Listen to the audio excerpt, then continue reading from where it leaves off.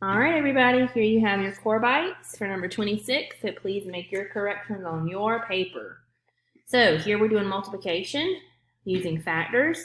So 3 groups of 7 would be 21, and the way I got that was if I take 7 plus 7 plus 7, there's my 3 groups of 7, and I do 7 plus 7 is 14, 14 plus 7, that gives us 21, okay? For the next one, it says, which sign makes the sentence true? You have 1042 and 1048.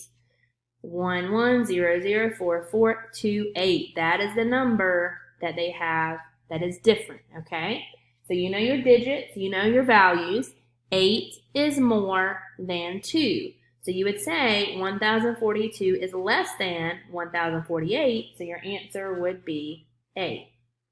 For number 3, write the number that would be there to make the fractions equivalent.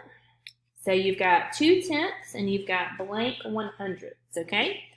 So if you cross multiply, you get 2 times 100 gives you 200, okay? 10 times what gives you 200? So if you take 200, if you divide it by 10, okay, 10 will go into 20 2 times.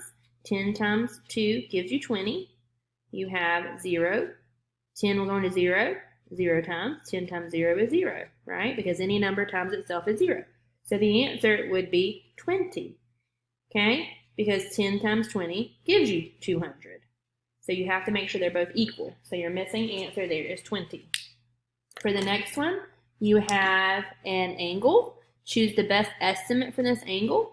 Okay, 60 would be acute. It would be a little bit more than 45, right? 75 would be a little bit more than that. But this one looks so much like a right angle. And right angles always have that little box shape right there to show that it's a right angle.